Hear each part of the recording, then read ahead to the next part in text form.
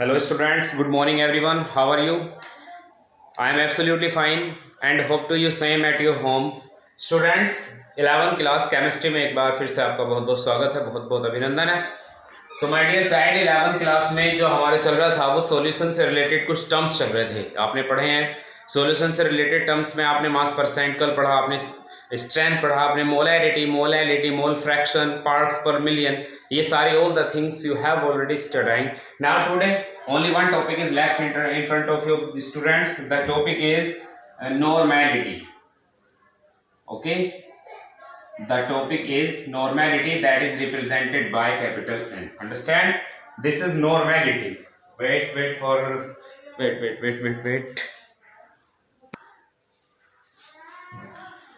Yes students, its normality that is represented by capital M किसके equal ये होती है. अब आप ये बताइए कि डेफिनेशन से फॉर्मूला रेडी करूं या फॉर्मूला से डेफिनेशन रेडी करूं. जैसा आप चाहो तो फॉर्मूला से रेडी कर सकते हो. तो फॉर्मूले के रिगार्डिंग आपको ये करना है, total number of gram equivalent, okay, dissolve in 1 litre of solution. ये लीजिए, the normality of a solution may be defined as the total number of gram equivalent of solute substance dissolved in 1 liter of solution, that is called normality. My dear child, आपके पास में मैं बता देना चाहता हूँ कि आपके पास में ये कोई सॉल्यूशन है, ये सॉल्यूशन भरा हुआ है. इस सॉल्यूशन का जो वॉल्यूम है वो 1 लीटर है. अब इस 1 लीटर सॉल्यूशन के अंदर मान लीजिए कि आपने जो है 2 ग्राम इक्विवेलेंट जो है आपने कोई सब्सटेंस इसके अंदर डिसॉल्व कर दिया. तो ये अब इसकी नॉर्मेलिटी कहलाएगी, जो पूरी इसकी प्रॉपर्टी कहलाएगी नॉर्मेलिटी कहलाएगी. So normality of a solution may be defined as the total number of gram equivalent of a solute substance dissolve in 1 litre of solution, that is called normality. It is represented by capital N. Okay, अब बात हम यहाँ ये करने वाले हैं कि normality को हम मतलब ये जो आपकी ग्राम इक्विवेलेंट्स हैं वो किसके इक्वल होते हैं, ये देखने वाली बात है. ग्राम इक्विवेलेंट्स किसके इक्वल होते हैं? Gram equivalents always equal to mass of solute upon equivalent mass of solute के इक्वल होते हैं. अब ये जो आपके पास में फॉर्मूला बन के आया है, आपने कहा है gram equivalents always equal to mass of solute upon equivalent mass of solute. इसको आप वहां पर पुट कर दीजिए. पुट करने के बाद आप क्या पाएंगे, आप इसको लिख सकते हैं W और इसको लिख सकते हैं E. ऐसे भी आप इसे लिख सकते हैं. तो वहां पर आप लिखेंगे W upon E into V. V क्या है? वॉल्यूम पहले से ऑलरेडी वहां पर आपका वेट कर रही है. Understand, this is normality of a solution may be defined as the total number of gram equivalent of a solute substance dissolved in 1 liter of solution, that is called normality. और gram equivalent is always equal to mass of solute upon equivalent mass of solute. अब आप यहाँ पर हैरान होंगे कि sir हम equivalent mass कैसे कैलकुलेट करेंगे. तो इसके लिए मैं आपको लेकर के चलता हूँ. equivalent mass अगर आपको कैलकुलेट करना है तो इन सच ए कंडीशन आप देखें मोलर मास, जो भी मोलर मास है अपॉन, अब ये देखना आपके ऊपर डिपेंड करता है कि आपके पास जो सब्सटेंस है उसका नेचर क्या है. वो एसिड है, बेस है या साल्ट है. एसिड है, बेस है या साल्ट है. तीन ही चीजें आपको मिलेंगी, एसिड मिलेगा, बेस मिलेगा या साल्ट मिलेगा. अगर आपके पास में जो दिया गया, अगर आपके पास एसिड है तो तब उसकी आप लिखेंगे यहाँ पर बेसिसिटी, ओके. और अगर आपके पास एसिड है, सॉरी बेस है, तो उसकी लिखेंगे आप एसिडिटी, ओके. और अगर आपके पास में है साल्ट तो साल्ट की आप लिखेंगे वैलेंसी. ये ध्यान रखना है आपको. एसिड की बेसिसिटी होती है, बेस की एसिडिटी होती है और साल्ट की वैलेंसी होती है. वो जो भी होगा वो आपके ऊपर डिपेंड करेगा. जब आगे न्यूमेरिकल क्वेश्चंस इनके हम कराएंगे तब इनके रिगार्डिंग हम बात करेंगे. ठीक है, तो ये आपका है. मैंने तीनों ही चीजों के बारे में आपको बता दिया. अगर आप equivalent mass of acid calculate करना चाहते हैं, इक्विवेलेंट मास ऑफ एसिड, तो तब formula basis molar mass upon basicity use करेंगे. अगर आप इक्विवेलेंट मास कैलकुलेट करना चाहते हैं बेस का, तो फॉर्मूला आपका रहेगा मोलर मास अपॉन एसिडिटी. और अगर आप कैलकुलेट करना चाहते हैं इक्विवेलेंट मास किसी साल्ट का, तो तब formula molar mass upon valency लगेगा. अंडरस्टैंड, मैं बताऊंगा इसके बारे में आपको. ये नॉर्मेलिटी है. Normality of a solution may be defined as the total number of gram equivalent of a solute substance dissolved in 1 liter of solution, that is called normality. अब मैं आपको इसके रिलेटेड जो भी न्यूमेरिकल क्वेश्चंस जो भी बन सकते हैं मैं आपको लेकर के चलता हूँ. और दिखाता हूं किस किस तरह के न्यूमेरिकल्स आपको मिल सकते हैं। आपने 7 टाइप की प्रॉपर्टी सॉल्यूशन से रिलेटेड पढ़ी है, तो मिनिमम जो है कि 1 टाइप का क्वेश्चन तो मैं आपको करा ही दूँ, जिससे कि आपकी प्रैक्टिस में आ जाए। और तुम जब आप इस क्लास को देखेंगे तो उसके बाद मैं आपको होमवर्क में इसके 2-2, 3-3 क्वेश्चन आपको एक टर्म्स के दे दूंगा, जिससे आप उनको सॉल्व करते रहें, प्रैक्टिस में आप इनको ले लोगे। ओके, तो क्वेश्चन मैं आपके सामने लिख रहा हूँ। क्वेश्चन है ए सॉल्यूशन, ध्यान से देखिएगा, a solution is prepared by adding 2 gram of a substance, ध्यान से देखिएगा, a solution is prepared by adding 2 gram of a substance in, और you can say into 18 gram of water.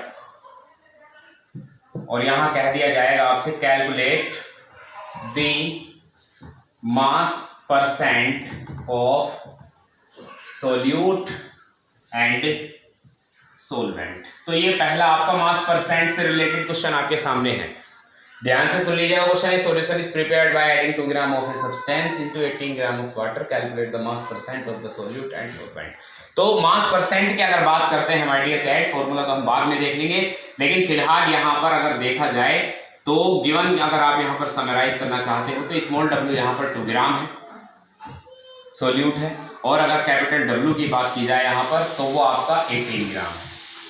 Okay, और अगर यहाँ पर वेट की बात की जाए, टोटल वेट की, total weight of the solution, total weight of the solution, तो सोल्यूट और सोलवेंट मिलकर के ही इसको बनाते हैं। तो small w plus capital W goes to 2 plus 18 goes to 20, this is 20 gram total weight of the solution. इसकी हमें जरूरत है क्योंकि आप सोल्यूट सोलवेंट दोनों की ही मास परसेंट कैलकुलेट करना चाहते हैं, तो इसकी नीड आपको पड़ेगी। अब यहाँ पर आप लिख सकते हैं वी नो दैट, आप जानते हैं, क्या जानते हैं आप, मास percent of solute. Mass percent of solute के लिए आपको क्या फॉर्मूला यूज करना होगा, यहाँ पर मास ऑफ सोल्यूट अपॉन, यहाँ पर आपका फॉर्मूला वैल्यू आ जाएगी mass of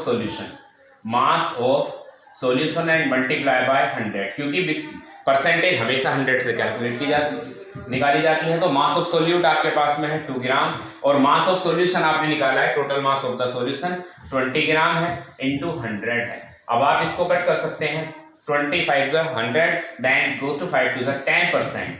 This is the mass percent of solute in the given solution. Now you have a need to calculate the mass percent of the solution. Then in such a condition what you can do, आप यहाँ पर क्या कर सकते हैं, in such a condition you can subtract 10% from 100. No problem. यहाँ लिख सकते हैं आप mass percent of solvent. तो जरूरत ही नहीं है दोबारा से आपको फॉर्मूला यूज करने की। Mass percent of solvent is equal to 100 minus mass percent of solute. तो 100 minus mass percent of solute 10 आई है, then it goes to 90%. This is the answer.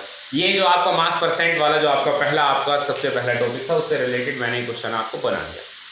उम्मीद करता हूँ आपके समझ में आया होगा। इस तरह के क्वेश्चंस मैं आपको प्रैक्टिस में करने के लिए और दूंगा।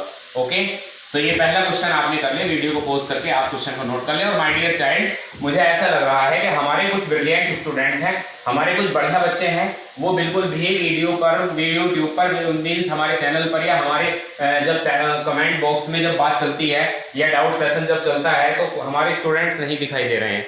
तो मैं रिक्वेस्ट करूंगा उन स्टूडेंट्स से, हालांकि वो स्टूडेंट्स जो हैं हमारे चैनल को फॉलो कर रहे हैं, तो वो अपना नंबर जो है कैसे भी करके अपनी क्लास वाले ग्रुप में ऐड कराएं, और जो भी आपको प्रॉब्लम है अपनी कमेंट बॉक्स अपने डाउट सेशन में जरूर क्लियर करें। देखिए 11-12 के लिए नहीं, पूरे के पूरे होल स्कूल में जो भी क्लासेस आपके ऑनलाइन चल रहे हैं, मैं आपको बता देना चाहता हूँ, आपके टीचर्स आपको नियर अबाउट 12 आवर्स आपके लिए बिल्कुल रेडी हैं। आप किसी भी वक्त क्वेश्चन पुट करेंगे, आपके टीचर्स उसका आंसर देते हैं। अंडरस्टैंड? तो अगर आपको कोई भी प्रॉब्लम है तो आप ग्रुप में आकर के क्वेश्चंस पूछ सकते हैं, नो प्रॉब्लम एट ऑल, किसी भी टाइम आप पूछ सकते हैं। अब मैं आपको लेकर के चलता हूं, मास परसेंट हो गया, एक है स्ट्रेंथ, तो स्ट्रेंथ भी नियर अबाउट इसी के जैसा है, ओनली वहां पर डिफरेंस है केवल वॉल्यूम का, और कोई बात नहीं है। यहाँ पर मैं आपको लेकर के चलता हूँ मोलैरिटी से रिलेटेड क्वेश्चन किस तरह से आ सकता है। तो मोलैरिटी से रिलेटेड मैं क्वेश्चन आपको सबसे पहले बताऊंगा यहाँ। तो क्वेश्चन कुछ इस तरह से आ सकता है, ए सॉल्यूशन, यहाँ क्वेश्चन दे दिया जाएगा, a solution is prepared by dissolving a solution is prepared by dissolving 4 gram of NaOH. A solution is prepared by dissolving 4 gram of NaOH into 250 ml of water. और यहां कह देगा कैलकुलेट इट्स मोलैरिटी. यहां से यह आपसे कह देगा एग्जाम में, कैलकुलेट करके बताइए मोलैरिटी क्या आने वाली है. तो इसके लिए हम तैयार हैं my dear child, let's go. सबसे पहले आप यहाँ पर क्वेश्चन को समराइज कर लीजिए. समराइज कैसे करेंगे क्वेश्चन को? Solution is prepared bye dissolving 4 gram of NaOH. तो आपको ये दिख रहा होगा कि 4 gram of NaOH is solute substance है, सोल्यूट है. तो गिवन में आप स्मॉल w, सोल्यूट होता है हमेशा, जो मास ऑफ सोल्यूट होता है स्मॉल w होता है, दैट इज 4 ग्राम. अब यहाँ पर मोलर मास भी आप यहीं से, क्योंकि सोल्यूट के अंदर या सोलवेंट के अंदर जो भी होता है उसमें जब नाम दिया हो या केमिकल फॉर्मूला दिया हो तो उसके अंदर जो उसका मोलर मास छिपा होता है. जैसे कि एज यूजुअल यहाँ ये सोल्यूट ये है तो इसका यहीं पर मोलर मास आप निकाल सकते हो NaOH से. Na sodium, atomic mass of sodium is equal to molar mass में भी डिफाइंड है. Molar mass, how will you define the molecular mass और molar mass? Molecular mass of a compound may be defined as the sum of the atomic masses of all the constituent element presenting in a compound, that is called क्या कहलाता है? Molecular mass कहलाता है. Atomic mass of sodium is there 23 plus atomic mass of oxygen is 16 plus atomic mass of hydrogen is 1, then you got 17 plus 23 goes to 40. This is molar mass 40. Understand? Into 250 ml of water, then volume goes to 250 ml. In this situation you can say this is 250 ml, but you have a need of volume in liter. So how will you convert the this volume, this ml into liter? You will be divided 250 by 1000. This is liter now. Now WKT आप जानते हो, क्या जानते हैं? Formula: molarity of a solution may be defined as the total number of moles of solute substance dissolved in 1 liter of solution. This is the definition. Molarity of a solution may be defined as the total number of moles of solute substance dissolved in 1 liter of solution. That is called molarity of that solution. So अब आप इसको, जब आपको पता है n equal to किसके होता है? W अपॉन m के, तो n की वैल्यू यहाँ पर पुट कर दीजिए. m इज इक्वल टू आपको मिलेगा small w upon m into v in liter. So put all the values. Molarity, your target is to find out the molarity of the solid. Small w, what is the small w? Small w is 4 air upon molar mass. What is molar mass? 40 air. And volume is 250 upon 1000. 1000 will be goes upward. 0 4 25 4s are 100 and 4 10s are 40. Then you will got molarity is equal to 4 upon 10. Understand? आप क्या करेंगे, यहां पर क्या कर सकते हैं? आप पॉइंट लगाएंगे 0 से 0 मीन C4 आ गया 0.4 molar. This is the answer. आप इसको इस तरह से भी कर सकते हैं मोलैरिटी को. ये बिल्कुल this is the simplest type for you. And also I would like to tell you one thing, that this question is also related with NCERT exercise. ये NCERT एक्सरसाइज का क्वेश्चन था ये भी, और इससे पहला क्वेश्चन भी NCERT एक्सरसाइज का क्वेश्चन था. ठीक है, तो ज्यादातर जो हमारा टारगेट है आपको NCERT की सारी चीजें और एज वेल एज इसके साथ साथ आपको प्रैक्टिस में कोई कमी बिल्कुल छोड़ी नहीं जाएगी. आप बस रेगुलर बने रहें और जैसा आपके टीचर्स आपको चाह रहे हैं कि आप अपने टीचर्स को फॉलो करें, बस आप वैसे ही फॉलो करते रहिए. Normally everything will be fine. Okay, ये आपका हो गया मोलैरिटी. अब देखिए मैं यहाँ मोलैरिटी तो आपका हो चुका है. मोलैरिटी के साथ साथ मैं अब आपको मोलैरिटी के और भी कुछ क्वेश्चंस आते हैं कई बार, उनके बारे में भी मैं आपको थोड़ी सी बात बताना चाहूँगा. कई बार कई टाइप के क्वेश्चंस होते हैं, क्योंकि देखिए एक बात मैं आपको बता दूं, मोलैरिटी के लिए कई बार ऐसा होता है कि 2 सॉल्यूशंस एक बार जो है आपस में ऐड होते हैं और उन 2 सॉल्यूशंस की मोलैरिटी अलग अलग होती है. तो कह दिया जाता है कि calculate the overall molarity of the solution. समझने की कोशिश करो, मैं क्या कह रहा हूँ कि आपके पास में HCl है, उसकी मोलैरिटी 0.5 है, और आपके पास H2SO4 भी है, उसकी मोलैरिटी 0.4 है. समझ रहे हैं ना आप? अब एक के तो है 100 ml और एक के हैं 80 ml. तो अब आपके पास में 2 अलग अलग सॉल्यूशन है, उन दोनों को आपने ऐड किया है. दोनों को ऐड करने के बाद में आप मोलैरिटी कैसे कैलकुलेट करोगे, उसका तरीका भी मैं आपको बताऊंगा. उसी क्वेश्चन की तरफ मैं आपको लेकर के चलता हूं, आप उस क्वेश्चन को देखें, लेकिन उससे पहले आप फॉर्मूला नोट कर लें. देखिए मोलैरिटी के लिए जब 2 सॉल्यूशन एक साथ आपको मिले हुए हों तो मोलैरिटी के लिए फॉर्मूला आप यूज करेंगे M1V1 plus M2V2 goes to M3V1 plus V2. एक तो ये फॉर्मूला आप नोट कर लें, very very most important formula is this. ये बहुत ही अच्छा फॉर्मूला है आपके लिए. अब एक कई बार ऐसा होता है कि नॉर्मैलिटी की भी बात आ जाती है. नॉर्मेलिटी के लिए भी कह दिया जाता है कि नॉर्मेलिटी आपके दो सॉल्यूशन है, एक की नॉर्मेलिटी 0.5 है, एक सॉल्यूशन है जिसकी नॉर्मेलिटी 0.5 है, दूसरा सॉल्यूशन है जिसकी मोलैरिटी 0.4 है, एक 100 ml है, एक 20 ml है, दोनों को ऐड कर दिया, कह दिया ओवरऑल नॉर्मेलिटी बताई सॉल्यूशन की। तो in such a condition what you can do, so in this condition you can take formula N1V1 plus N2V2 goes to N3 and V1 plus V2. This is the formula. This is also a very important formula for you. Understand. तो इस तरह का एक numerical question मैं अभी आपको करा देता हूं और बाकी होमवर्क में आपको मैं आगे नोट करके दे दूंगा, जिनको आप आराम से सॉल्व कर लेना घर पर बैठ करके। अंडरस्टैंड। देखिए फ्री नहीं रहना है, बस इस लॉकडाउन में ना बिल्कुल लॉकडाउन को बना दीजिए नॉकडाउन, लॉकडाउन को बना दीजिए नॉकडाउन, मीन्स कि हम फ्री नहीं है, हम कर रहे हैं, कुछ ना कुछ कर रहे हैं। अंडरस्टैंड। और ये बहुत अच्छा चांस है हमारे पास कि हम अपने पास में कुछ अच्छा कर सकें। ठीक है, सारी चीजों को सीखें, बारीकी को सीखें। नॉर्मेलिटी हो गया, मोलैरिटी हो गया, दोनों को नोट कर लीजिएगा इसमें। ठीक है, M1V1 मीन्स M1 है पहले सॉल्यूशन की मोलैरिटी, M2 है दूसरे सॉल्यूशन की मोलैरिटी, V1 है पहले सॉल्यूशन का वॉल्यूम, V2 है दूसरे सॉल्यूशन का वॉल्यूम। फिर आपसे कहेगा कि ओवरऑल सॉल्यूशन की मोलैरिटी वो M3 है और V1 V2 आपके पहले ही है, यहाँ से। अंडरस्टैंड। सेम कंडीशन यहाँ पर है। N1 क्या है पहले सॉल्यूशन की नॉर्मेलिटी, N2 क्या दूसरे सॉल्यूशन की नॉर्मेलिटी, V1 है पहले सॉल्यूशन का वॉल्यूम, V2 है दूसरे सॉल्यूशन का वॉल्यूम, N3 ओवरऑल सॉल्यूशन की नॉर्मेलिटी कैलकुलेट करनी, V1 V2 आपके पहले से है। क्लियर। तो इससे रिलेटेड मैं आपको एक क्वेश्चन लेकर के चलता हूँ। अच्छा, एक और मैं आपको रिलेशन बता देता हूँ कि कई बार बच्चे जो है इसमें आकर के प्रॉब्लम उनको होती है अक्सर। देखिए मैं आपको एक बात बता दूं कि नॉर्मेलिटी और मोलैरिटी में क्या रिलेशन होता है। तो always remember normality is always 2 times then molarity, याद रखना। ठीक है, कई बार ऐसा होगा कि आपको मोलैरिटी दी गई होगी क्वेश्चन में, आपको मोलैरिटी दी गई होगी और नॉर्मेलिटी नहीं होगी, तो ये फॉर्मूला आप यूज करेंगे, इसका भी आप ध्यान रखना। नॉर्मेलिटी 2 गुना होती है हमेशा, 2 से मल्टीप्लाई करना पड़ता है। तो क्वेश्चन आपके सामने मैं लेकर के आ रहा हूं, calculate the molarity and normality. Question है calculate the molarity and normality of the given solutions. दिए गए सॉल्यूशंस की मोलैरिटी और नॉर्मेलिटी कैलकुलेट करके बताइए। एक तो मोलैरिटी कह दिया और एक नॉर्मेलिटी कह दिया है। तो क्वेश्चन मेरे सामने बिल्कुल है, अभी बता देता हूं। 100 ml of 0.2 m HCl and पहला क्वेश्चन, sorry this is H2SO4 and 50 ml of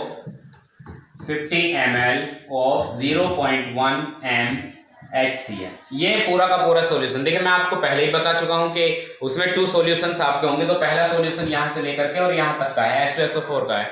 दूसरा सॉल्यूशन यहां से लेकर के यहां तक का HCl का है। तो जो पहला H2SO4 का सॉल्यूशन है उसकी जो वॉल्यूम है 100 ml है और उसकी मोलैरिटी जो 0.2 है। अंडरस्टैंड।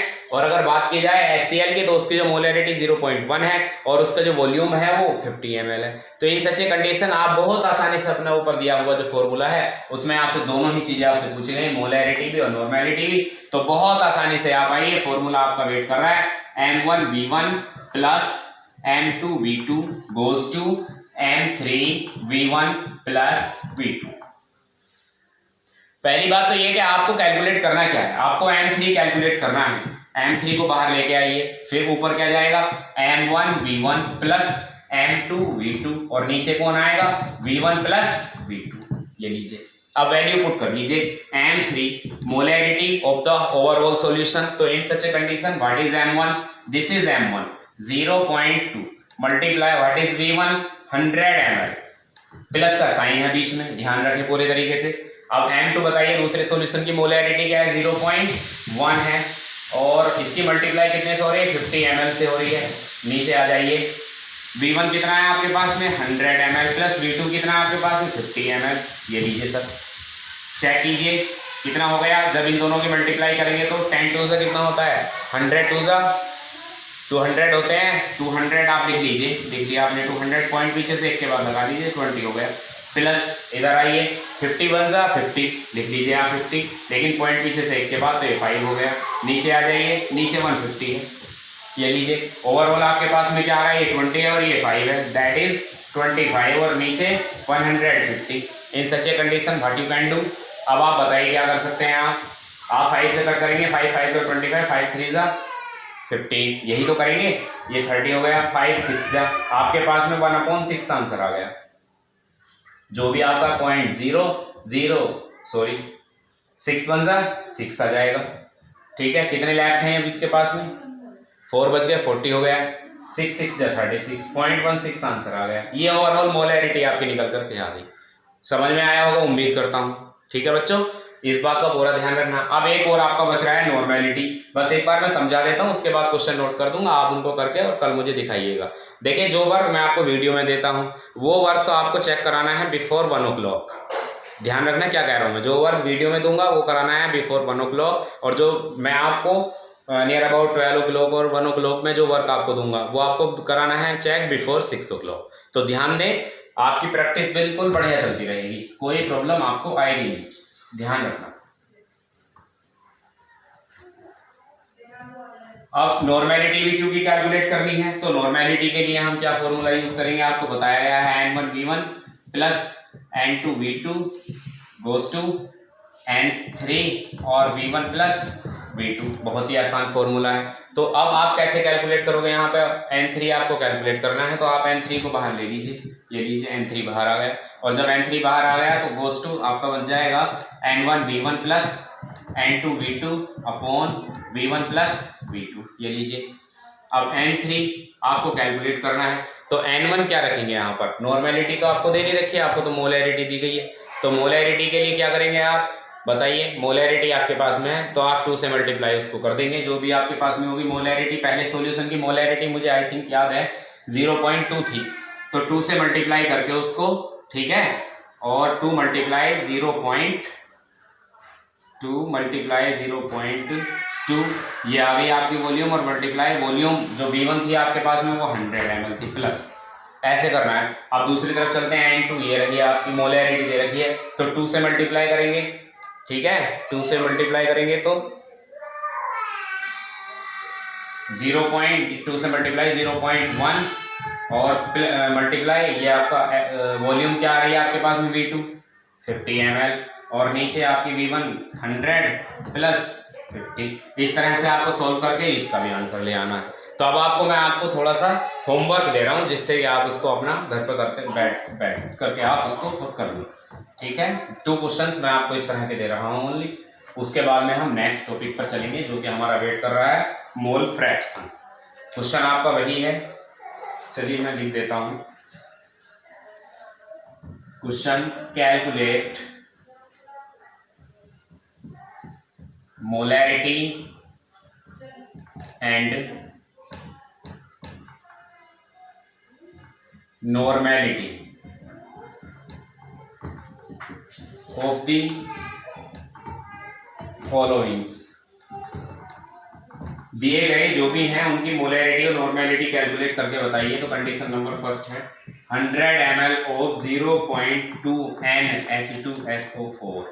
नॉर्मेलिटी दी गई है इस बार ध्यान रखना, with 50 ml ऑफ 0.1 NaCl। ये सेम क्वेश्चन है, बस वैल्यू थोड़ी सी इसमें नॉर्मेलिटी ले आए हैं, बाकी सब कुछ सेम है। दूसरा क्वेश्चन है 100 ml of 0.1 MH2SO4 and 50 ml of 0.1 MnOH।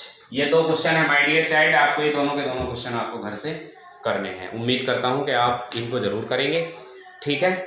अब हम आपको नेक्स्ट टॉपिक पर लेकर के चलते हैं। मोलैरिटी आपने कर लिया है, थोड़ा सा देखिए लेंथी तो थोड़ा सा टॉपिक है, इसमें कोई दोहराए वाली बात नहीं है माय डियर चाइल्ड, लेकिन फिर भी करना तो पड़ेगा, ठीक है ना, कुछ भी छोड़ करके हम जा नहीं सकते। अब मैं आपको लेकर के चलता हूँ नेक्स्ट टॉपिक की ओर। नेक्स्ट टॉपिक हमारा जो रिलेटेड है वो मोलैरिटी से रिलेटेड है। देखिए आपसे कह दिया गया, क्वेश्चन यहाँ पर कर दिया गया, कैलकुलेट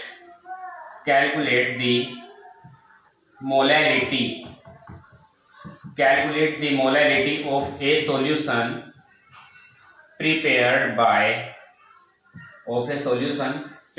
by dissolving, ठीक है, 10 ग्राम of CaCO3 into 200 gram of water. This is the question.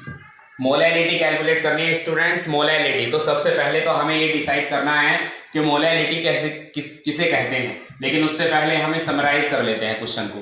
Calculate the molality, okay, molality आपको कैलकुलेट करना, क्वेश्चन मार्क लगा दिया। Of a solution prepared by dissolving 100 gram of CaCO3, this is solute substance, into 200 gram of this is solvent. तो यहाँ solute के लिए आप small w लगा लीजिए, कितना है स्मॉल w 10 ग्राम, और यहीं से इसका मोलर मास भी कैलकुलेट कर लीजिए। मोलर मास किससे निकलेगा, CaCO3 से मोलर मास निकालना है। तो कैल्शियम एटॉमिक मास आपको पता है मोलर मास में भी defined as the sum of the atomic masses of different constituent element present in a compound. तो atomic mass of calcium 40, atomic mass of carbon 12, atomic mass of oxygen 16, that is multiply by 3, 40 plus 12, 16 3 is 48, then it goes to 100. Check please. This is 100. Okay, 40 12 52 and 48 100 हो गए। अब यहाँ से आपको molar mass आ गया, यहाँ capital W भी आपको दिया गया है 200 ग्राम, 200 ग्राम आपको वाटर दिया गया है। सो WKT क्या जानते हैं आप, मोलैलिटी ऑफ ए सॉल्यूशन में be defined as the total number of moles of solute substance dissolve in 1000 gram of solvent. ये लीजिए, ये फॉर्मूला है। तो आप n को ओपन कीजिए, क्या होता है n, W अपॉन m होता है, तो W upon m into capital W into 1000, ये लीजिए। Molality goes to small w, what is small w 10, molar mass 100, capital W 200 multiply by 1000, 20 से 20 ये गया और 10 से 10 ये गया, और 10 से 10 ये चला गया, कुल मिलाकर के मोलैलिटी गोज टू 1/2 बचती है। मोलैलिटी 0.5 मोलर आ गया, 0.5 मोलर। ये भी आपके समझ में आया होगा, उम्मीद करता हूँ। इस तरह के ही क्वेश्चन है, ये मोलैलिटी का हो गया, ठीक है। मास परसेंट आपका हो गया, मास परसेंट हो गया, इसके साथ साथ मोलैलिटी हो गया, नॉर्मेलिटी भी बता दिया है मैंने आपको, इसके साथ अब आपका ये आ गया मोलैलिटी। अब मैं आपको लेकर के चलता हूँ डायरेक्टली मोल फ्रैक्शन की तरफ, ठीक है बच्चों। थोड़ा ऐसा है, देखिए न्यूमेरिकल जो पोर्शन होता है वो हमेशा ज़्यादा वक्त लेता है as compare to the theory. पता भी नहीं चला है कि किस तरह आपके 30 मिनट्स होने वाले हैं, बट वो होने वाले हैं, मुझे लग रहा है। देखिए मोल फ्रैक्शन की तरफ हम चलते हैं। मोल फ्रैक्शन आपसे कह दिया गया, calculate the mole fraction, calculate the mole fraction of 20% ethylene glycol and water in A solution.